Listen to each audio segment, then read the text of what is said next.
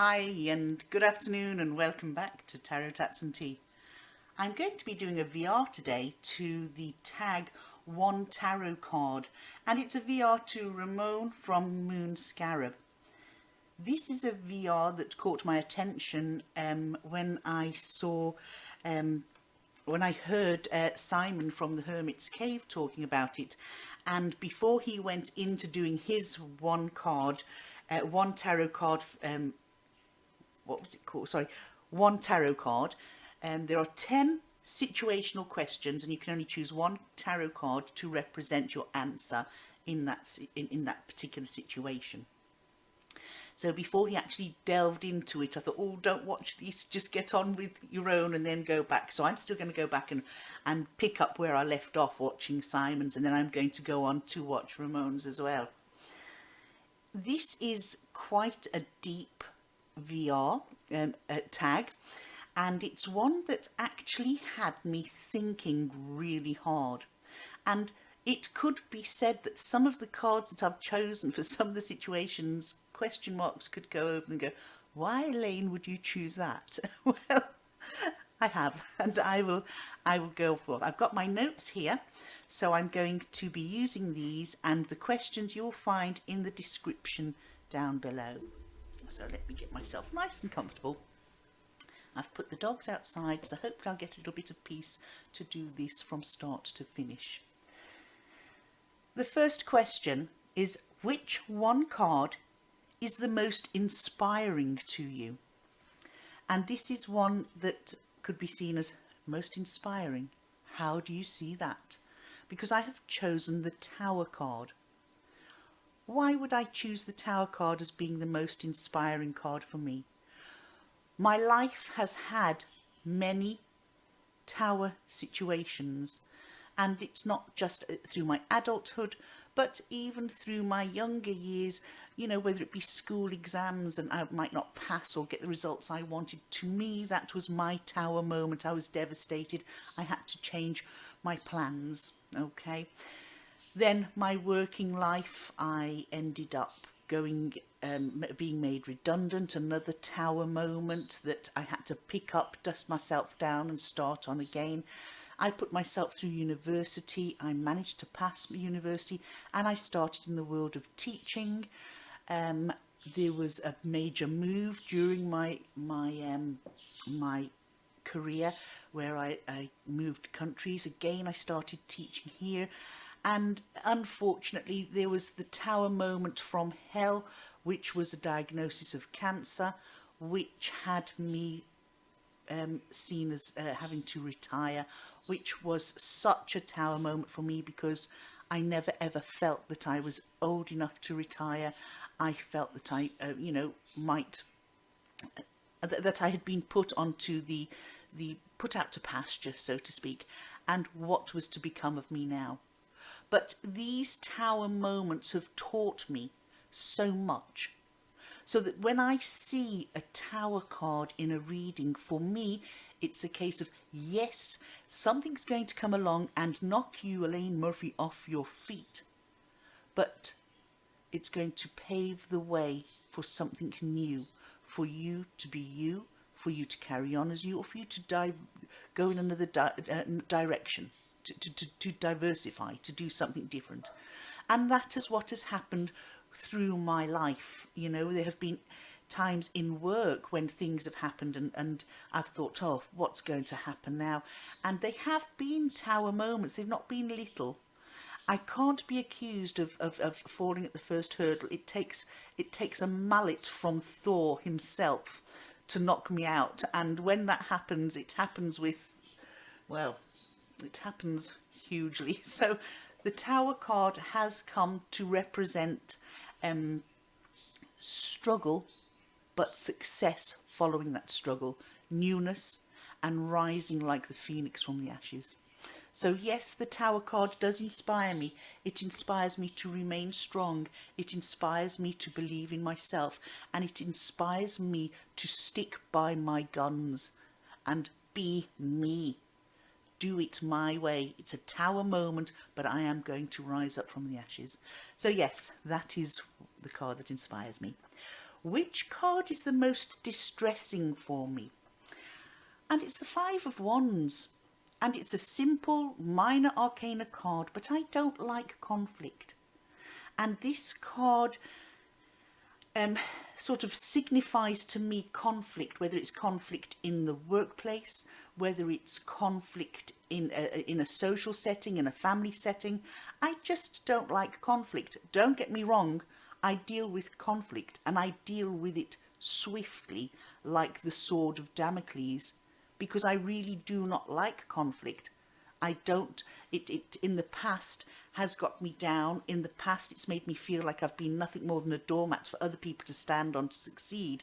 And it has been a card that has really said to me, look, there's more of a fight coming your way. And I don't like fighting. I don't want this everybody pulling in different directions, but also that internal fight when you're questioning yourself and you say, well, am I doing the right thing? What did I do wrong? Was I to blame for that? Am I at fault?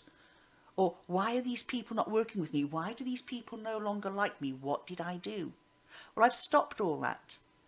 And when I see this, it's an indication, there's the potential that in the future, keep an eye on what's going on. Make sure that what I'm doing, I'm very transparent at doing, so that nobody can argue with me, pull in the wrong direction, or try to put hurdles in my way, or to accuse me of being the instigator of any trouble. Because that's a no-no. I don't instigate trouble because I bloody hate it. Okay? Right. Which one card is the most enigmatic to me? So enigmatic, we're looking at, for me, enigmatic is difficult to interpret or mysterious, mystifying, puzzling, hard to figure out or solve, ambiguous, cryptic, dark, all sort of obscure, okay, and a little bit vague. Now, this is one of my favourite cards, okay? But this card can be the sort of Mona Lisa of the deck, and that's the High Priestess.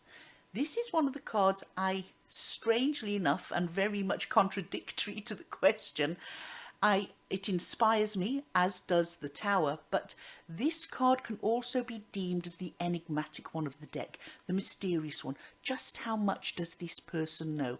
What are they sitting on?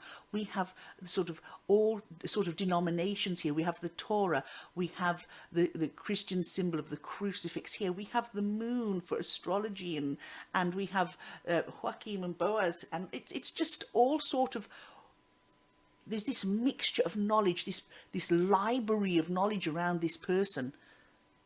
But what are they sitting on? What's the secret? What inner knowledge have I got to get? How deeper do I have to go to see this person in me, this card, this mystery of a woman, this mystery of an archetype? And yes, so she would be the most enigmatic. This would be the most enigmatic card in the deck for me. Which one card would you put in a 1,000-year time capsule for future humankind? Another one that I think people are going to say, Elaine Murphy, what were you even thinking of? Now, I wonder how many of you can guess which card is in my hand. Because the card that I would put in a time capsule for 1,000 years to let's have a look. Yeah, what was the question again? Which one card you put in a 1,000-year time capsule for future humankind? The Death card. Am I trying to be depressing here? No, not at all, because there's great positivity in this. The Death card coming out of time capsule is really symbolic of a death of an era, of gone by times. Those times are over, and this Death card is there to represent the history is in the past. You are now the new history makers. You have to go on and go forward and create a world. Learn from our mistakes. Learn from what created our demise, and go on and make good choices, make great life choices, make great choices for you as a person. Be that person that you admire, that that everything that's good in the world, and make that goodness grow. Learn from the death of the previous generations. Learn from the past and go on and create that newness. If you were elected as president of a newly created country, which card would you use as a flag?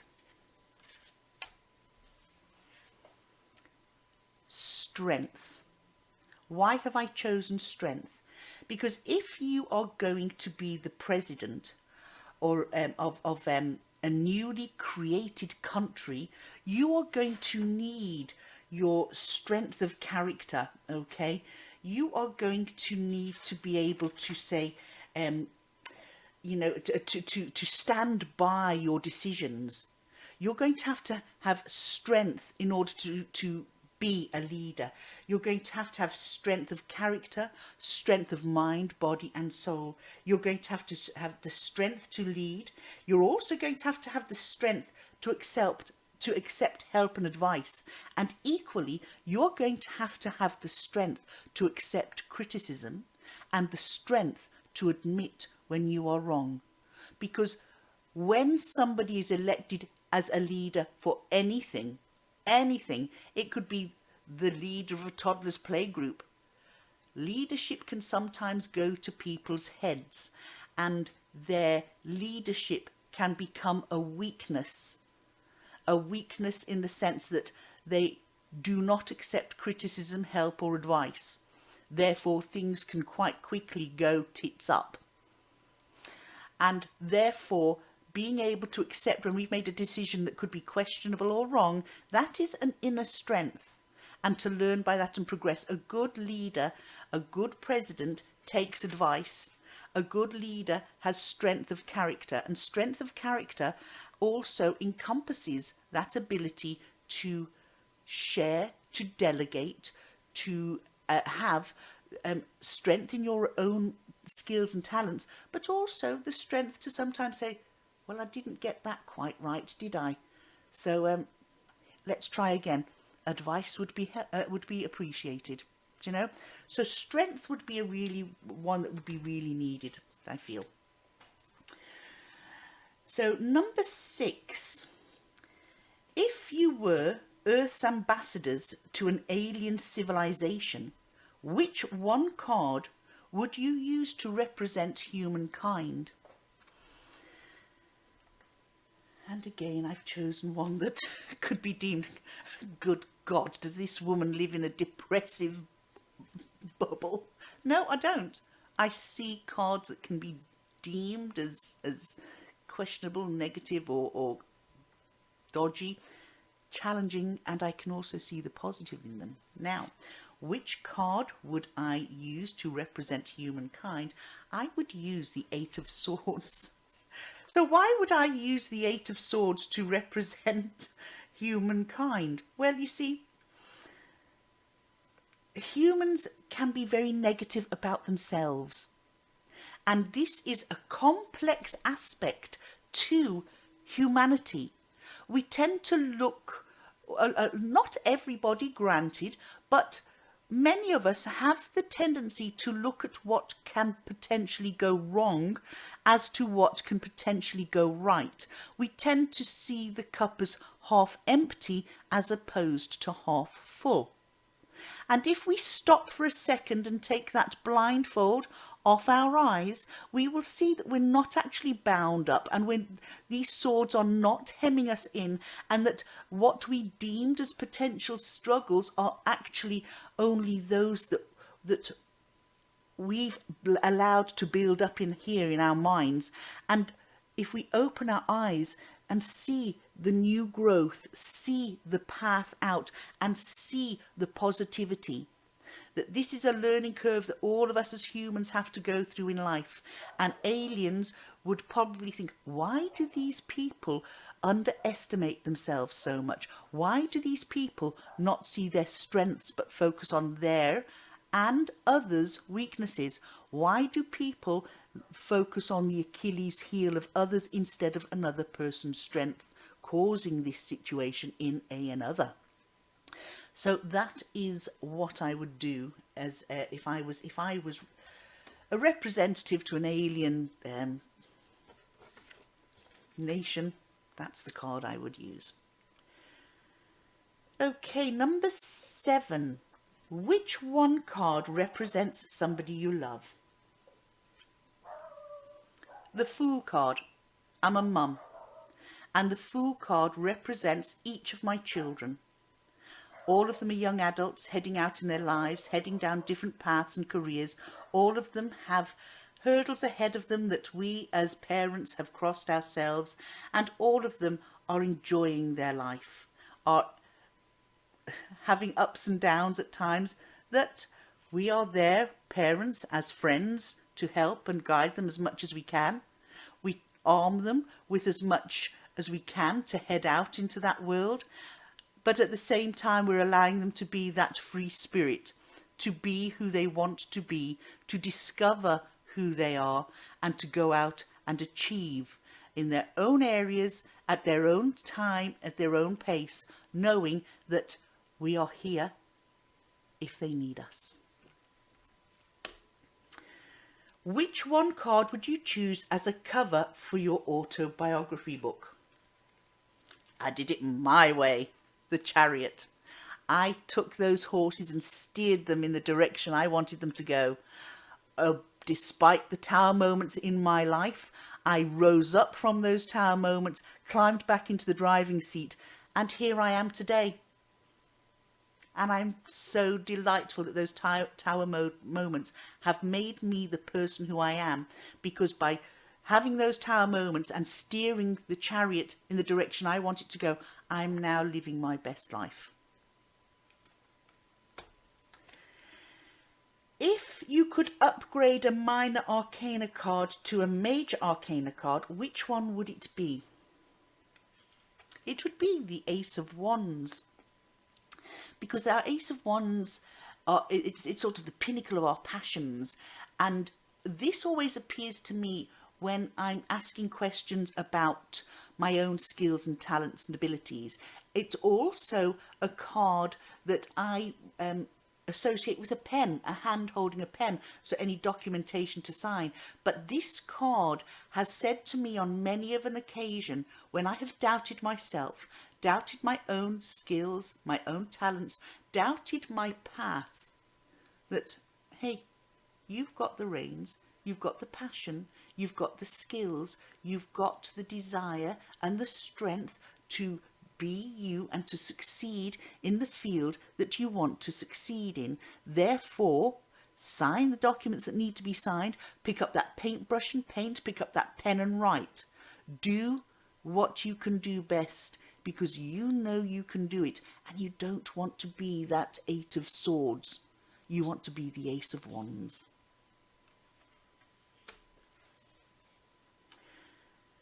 If you could mentor one of the pages from the tarot, which would it be?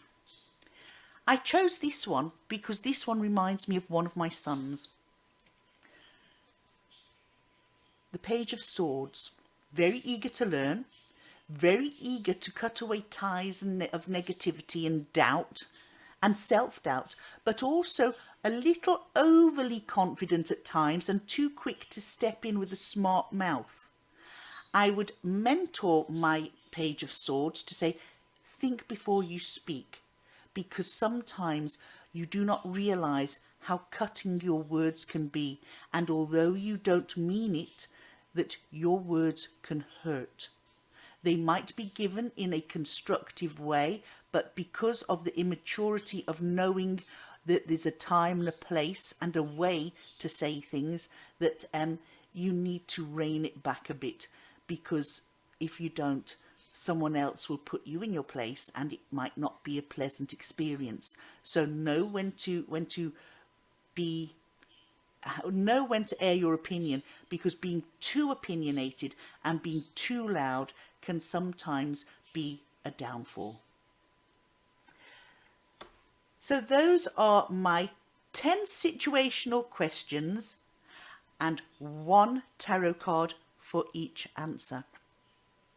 Do you know, people, I actually think this is the first time that I've actually managed to get through a which card would you choose for, and only using 1 card. I'm feeling rather chuffed. Whatever you're doing today, have a lovely day. As you can see, it's lovely and sunny outside here, and it's still windy. It's still windy. I've been busy in the garden, and I've pulled up all my garlic, and the elephant garlic was phenomenal. So I'm going on now, and I shall be making a second video today because I have some books to discuss. So take care, whatever you're doing. Have a lovely end to the week. Have a phenomenal weekend. It's bank holiday weekend here. My hubby's birthday tomorrow, and there's music and live music in our local. So we're going to go and have a good weekend. You do too. Lovely talking to you. And click the link to Ramon's channel and to the Hermit's Cave, and take part in this tag. It's fun. Gets you thinking. Bye.